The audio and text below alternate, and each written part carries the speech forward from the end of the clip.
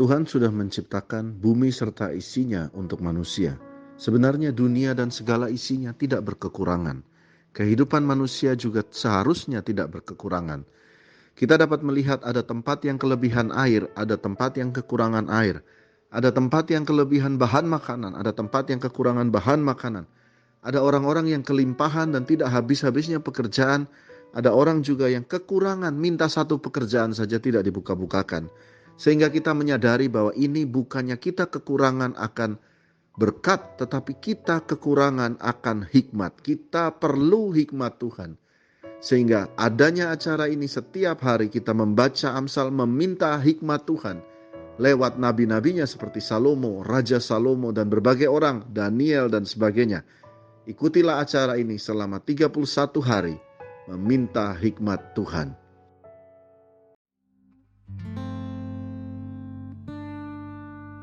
Setiap hari, setiap langkahku, biarlah hidupku penuh anugerah-Mu. Setiap hari, setiap nafasku, biarlah hidupku penuh kemurahan. Setiap hari, setiap langkahku, biarlah hidupku penuh anugerah-Mu.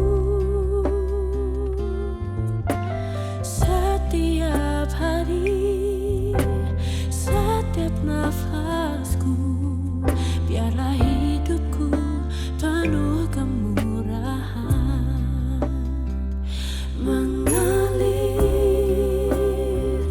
Mengalir deras, kasih-Mu pulihkan hati yang hancur. Mengalir deras, kasih Bapa-Ku penuh hidupku.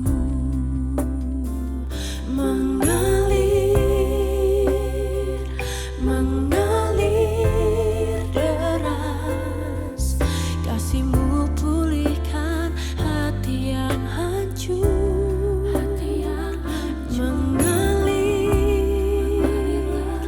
Mengalir deras, kasih Bapa-Ku penuh hidupku.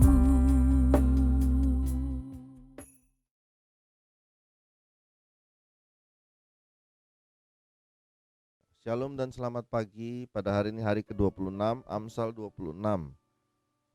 Dalam seri Hikmat 31 hari, ayat pertama, seperti salju di musim panas dan hujan pada waktu panen, demikian kehormatan pun tidak layak bagi orang bebal. Amsal 26 ini adalah kumpulan Amsal yang dikumpulkan oleh pegawai daripada Raja Hizkia, Raja Yehuda, artinya pegawainya teman-teman Salomo. Ini dikumpulkan lalu mereka buat menjadi satu tulisan-tulisan itu.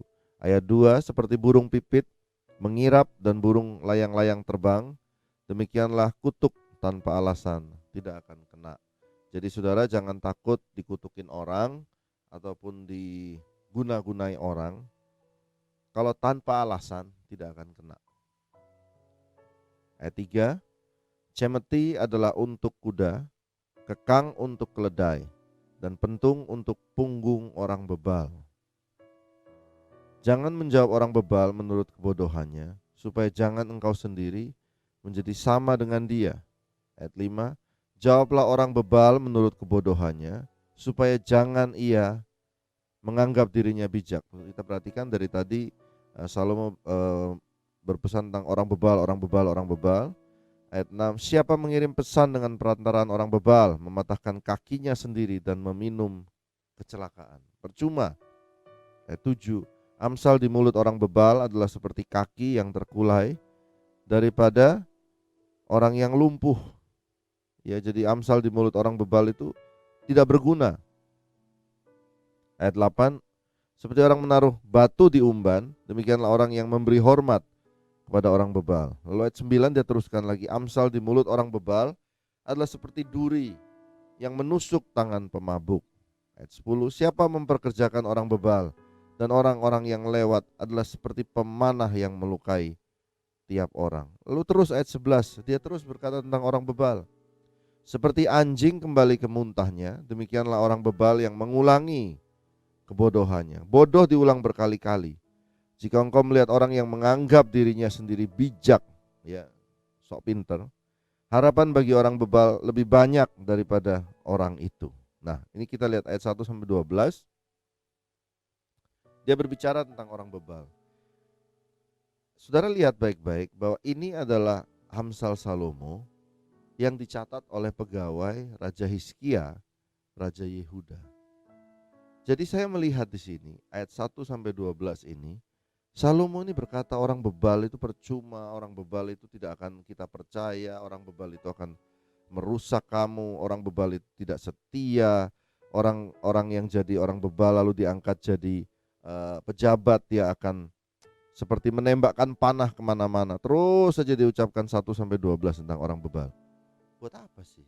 Dan saya tiba-tiba menyadari bahwa dia ini pinter, Salomo ini. Dia berkata begini kepada karyawan-karyawan daripada Raja Hizkia.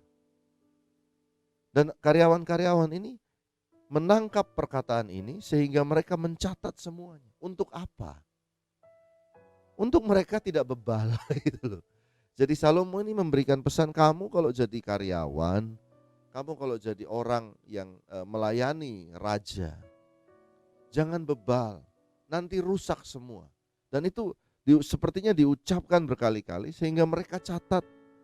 Dan Salomo menekankan jangan bebal, jangan bodoh, jangan ulangi kesalahan yang sama.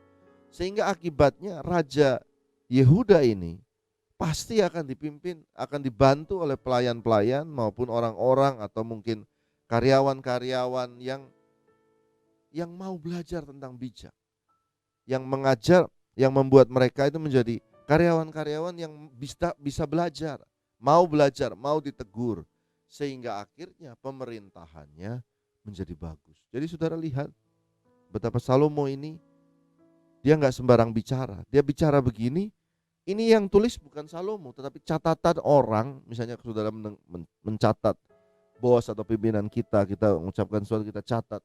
Catatannya itu untuk diri kita. Nah ini untuk karyawan-karyawan ini, mereka menganggap bahwa jangan bebal, jangan sok pinter, jangan belajar, tidak pernah mau belajar, jangan tidak bijak, tidak mau mendengarkan nasihat. Saudara pikirkan betapa luar biasanya Salomo ini, sehingga pemerintah yang dia pimpin pun dipimpin oleh orang-orang yang mau belajar, orang-orang yang mau berubah.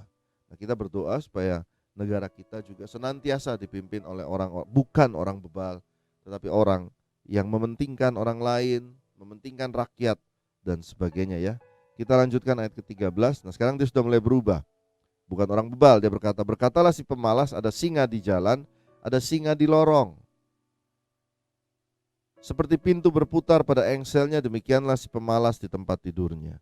Ayat 15, si pemalas mencelupkan tangannya ke pinggan, tetapi terlalu lelah untuk mengembalikan ke mulutnya. 16, si pemalas menganggap dirinya lebih bijak daripada 7 orang yang menjawab dengan bijaksana.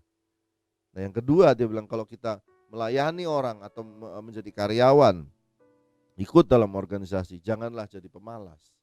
Pemalas itu istilahnya Anda menjabat, tapi Anda tidak mau turun ke lapangan.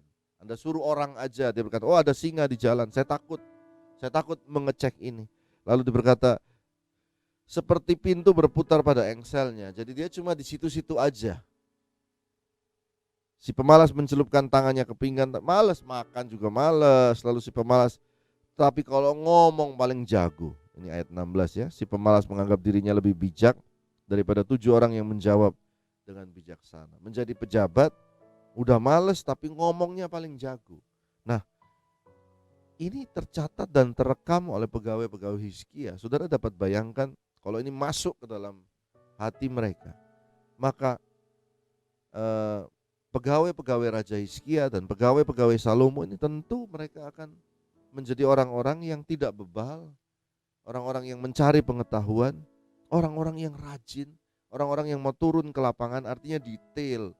Saudara bisa bayangkan menjadi kerajaan yang sangat baik, menjadi organisasi atau menjadi negara yang sangat baik. Lalu kita lanjutkan ayat 17. Orang yang ikut campur dalam pertengkaran orang lain adalah seperti orang yang menangkap telinga anjing yang berlalu. Jangan ikut dalam pertengkaran orang lain ya. Seperti orang gila menembakkan panah api, panah dan maut. Demikianlah orang yang memperdaya sesamanya dan berkata, aku hanya bersenda gurau. Bila kayu habis, padamlah api. Bila pemfitnah tak ada, redalah pertengkaran. Seperti arang untuk bara, menyala dan kayu untuk api, demikianlah orang yang suka bertengkar untuk panasnya perbantahan. Lihat ya, yang berikutnya yang dia pesankan kepada pegawai-pegawai raja, untuk khususnya para pejabat, para pelayan dalam organisasi. Jangan jadi orang bebal. Lalu yang kedua, jangan jadi orang malas, jadilah orang rajin. Yang ketiga, jangan suka bertengkar yang tidak ada gunanya. Hebat. Saudara lihat yang terjadi dengan Indonesia, dengan DPR, paling suka perbantahan. Nah, Salomo mengajarkan hikmat. Lebih baik turun ke lapangan menyelesaikan solusi daripada penuh dengan perbantahan, penuh dengan pertengkaran. Mementingkan mana pendapat yang paling penting. Ini hanyalah seperti pencitraan, begitu saudara. Nah, kita pun dalam usaha, dalam organisasi, mari kita meniru ini. Jangan menjadi orang bebal, mau dinasehati. Yang kedua, rajin. Yang ketiga, pertengkaran, perbantahan, kurangi. Gereja yang penuh dengan perbantahan, gereja yang penuh dengan pertengkaran akan hancur sendiri dari dalam. Kita lanjutkan, seperti pecahan periuk bersalut perak, demikianlah bibir manis dengan hati jahat. Seperti pecahan periuk, dalamnya pecahan yang tajam, tetapi bersalutkan perak. Demikianlah bibir manis dengan hati yang jahat. Si pembenci berpura-pura dengan bibirnya, tapi dalam hati dikandungnya tipu daya. Kalau ia ramah, lihat ya, persis kan tentang politik. Kalau ia ramah, jangan percaya kepadanya. Karena 7 kekejian ada dalam hatinya.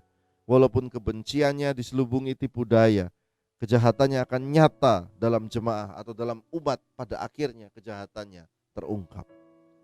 Lalu dia tulis lagi, siapa gali lubang jatuh ke dalamnya. Siapa menggelindingkan batu kepada orang lain yang lemah, itu akan kembali menimpa dia. Lidah dusta membenci korbannya, dan mulut licin. Nah, ini berkata kepada para pegawai-pegawainya yang sok pinter, politician dan sebagainya. Lidah dusta membenci korbannya, mulut licin mendatangkan kehancuran. Jadi saudara lihat, yang dibangun oleh Salomo kepada kerajaan dan organisasinya di Israel saat itu adalah orang harus mau dinasehati, orang harus mencari pengetahuan, jujur, benar, adil. Lalu setelah itu dia bilang orang-orangnya pun harus rajin. Setelah rajin, jangan suka perbantahan yang tidak perlu, yang penting adu argumen. Dia Salomo melihat tidak perlu. Lalu yang terakhir dia katakan, janganlah menjadi orang yang berpura-pura manis tetapi hatinya penuh dengan kekejian, nusuk dari belakang. Itu tidak baik. Bayangkan saudara, sebuah negara yang penuh isi dengan pegawai-pegawai negara yang bagus seperti ini. Negaranya pasti maju, organisasinya pasti maju, jenis perusahaannya pasti diberkati Tuhan. Amin. Inilah Amsal 26, mari kita tundukkan kepala dan berdoa. Terima kasih ya Tuhan buat hari ini. Kami telah selesai di Amsal 26. Tuhan, kami minta hikmat, ajar kami untuk menjadi orang yang mau dinasehati. Ajar kami yang menyimpan akan perkataan firman-Mu di hati kami. Ajar kami Tuhan untuk rajin, ajar kami untuk menyelesaikan masalah senantiasa, mau dan berani menghadapi masalah sampai selesai. Ajar kami menjadi laki-laki maupun perempuan yang juga menghindari perbantahan yang tidak perlu. Ajar kami Tuhan untuk belajar mengatakan ya di atas ya dan tidak di atas tidak. Ajar kami mempunyai hati yang baik terhadap sesama kami. Terima kasih ya Tuhan buat pagi hari ini. Tambahkan hikmat bagi kami setiap hari dalam nama Tuhan Yesus. Amin. Amin. Bapa kami yang di surga, dikuduskanlah namamu. Datanglah kerajaanmu, jadilah kehendak-Mu di bumi seperti di surga. Berikanlah kami pada hari ini makanan kami yang secukupnya. Ampunilah kami akan kesalahan kami seperti kami pun mengampuni orang yang bersalah kepada kami. Jangan membawa kami dalam cobaan, tapi lepaskanlah kami daripada yang jahat. Karena Engkau yang mempunyai kerajaan dan kuasa dan kemuliaan sampai selama-lamanya. Bagi yang percaya katakan amin.